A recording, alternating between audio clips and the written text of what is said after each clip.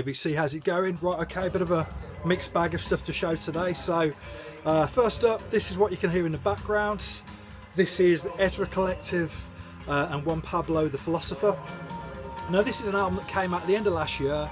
I think it came out October, November last year. I missed out on the original pressings of this. This is the second press that came out a few weeks ago. Got it from Bandcamp. The only problem with it, the album's not long enough. It's only, I think, aside from this brief intro, it's only 6 tracks. It's absolutely wonderful stuff. A mixture of Afrobeat, jazz and hip hop. They're touring later on in the year. They're playing Birmingham, so I've got my ticket for that. So I think it's a brief UK tour. So if you get a chance to catch them, then please do. This is relatively cheap. I think it's 14 or 15 quid off Bandcamp. Can't recommend this album enough. It's absolutely fantastic. So cool. Right.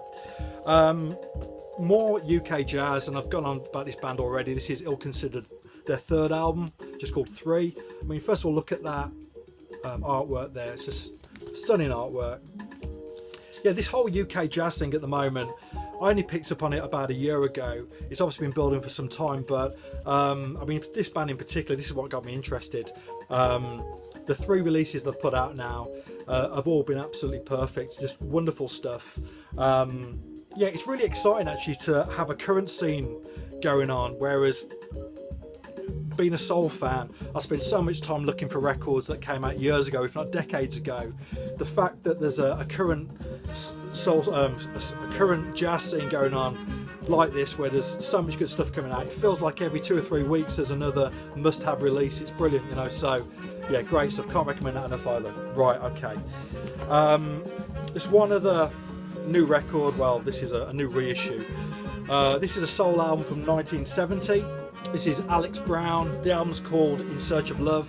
Now, I don't like to use the word, but this has been a grail for a lot of soul collectors.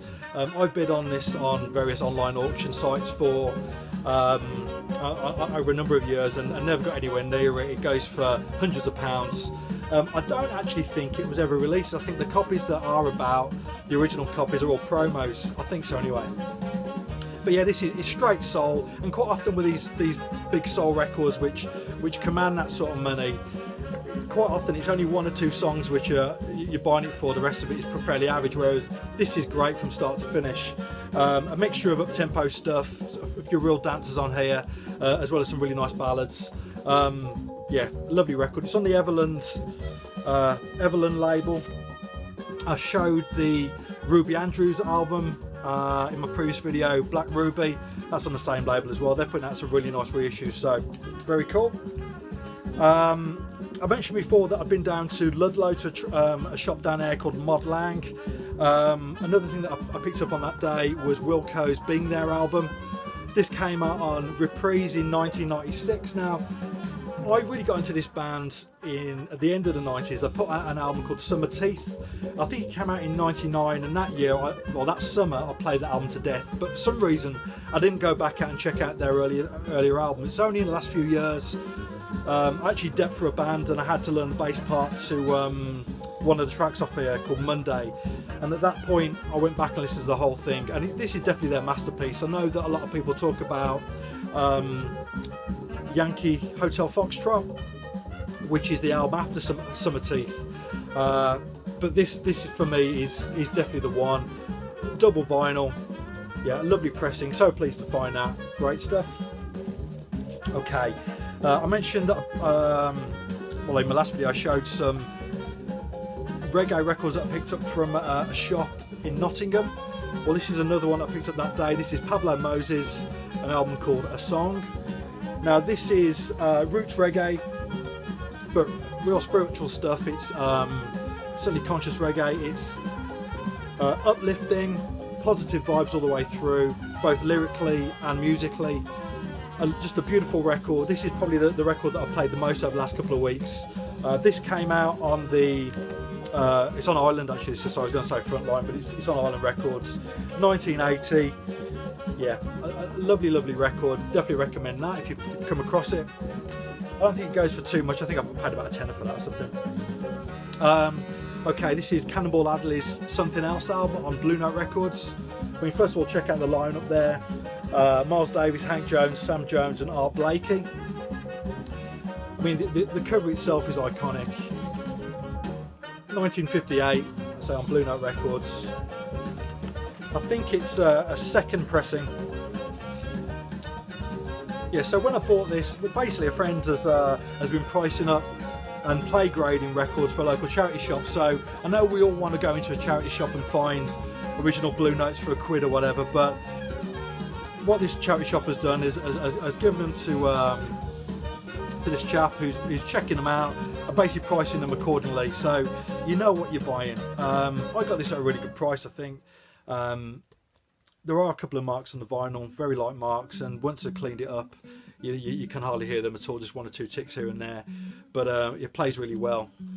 But yeah, I was really pleased with that, and I'd like to see more charity shops doing that, rather than somebody just filling the boots and being lucky one day and picking up a load of stuff in one go. I'd go into a charity shops much more to buy records if I knew that there was quality there, which was priced fairly, and I knew what I was buying. But I was really pleased with that. Right. From that same collection, I also bought this, which is Nat Adderley's Work Song album, 1960 on Riverside. You know, the blue Riverside label. Yeah, now this lovely copy. I mean, once again, look at the lineup: Wes Montgomery, Bobby Timmons, Percy Heath, Sam Jones. Yeah, this is a classic album, post-bop. Standout for me is his version of Sacca Woe, the Cannonball Adderley tune. Yeah, really pleased to get a copy of that. I never had that before. Right, okay, more reggae. Sly Dunbar, Simple Sly Man. This was only, I think, £4 or £5 I paid for this. Copy's in great condition. 1978, it's his solo album. It does feature Robbie Shakespeare actually, but he doesn't play bass. I think bass is Lloyd Parks who plays on this. Robbie Shakespeare plays rhythm guitar, so a bit strange, but yeah, this is on the Virgin Frontline label, which you will know, and as I've said before, you can't go wrong with that label. I think it's a sign of quality. Yeah, a couple of cover versions on here. Sly Stone tune Don't Call Me, and Sun Is Shining by Bob Marley, and I think Sun Is Shining really gives a good flavour for what the rest of the album's like. It's that sort of vibe. But yeah, nice enough record and good price as well. Now I went to see a friend of mine a couple of weekends ago over in Northern Ireland. He's from that neck of the woods and he just moved back there, so I went to stay with him for a couple of nights, and went to the pub one day in his local town. There's a charity shop next door, so I put my head in, and there's a small pile of reggae records there. So £1.50, Marcia Griffiths, you know, one of the great reggae female vocalists. This is her 1989 version album on Raz Records called Marcia. Yeah, I mean, the production is very much of the time. It is very much that sort of late 80s reggae sound. But yeah, her vocals always quality. She does a version of Trenchtown Rock. Would she have sang on the original? On the Live at the Lyceum version? I think she may well have done. But the highlight for me, actually, the last track on side one, True Love Is Hard to Achieve. It's on the same rhythm as John Holt's Alibaba. Yeah, obviously different vocal melody, but yeah, a stunning tune. Yeah, worth checking out if that's your thing. Actually, from the same shop, I also picked this up. Now the cover is beat, but probably about a month ago now, Doug at Fat City Vinyl made a 2-part video about a collection of original reggae singles that he bought. Great stuff, loads of interesting stuff in there. But the only thing that I commented on was he had a single on the Santic label, which I hadn't seen before. And it just happens that, I say, a few days after watching that video, I came across this, which is a compilation of music on Santic. This is from, I think, 1982. It's all lovers rock. So it's got people on here like Carol Thompson, Patricia Smith, Donna Roden. The cover is beat, it is well worn, but the vinyl's in great condition.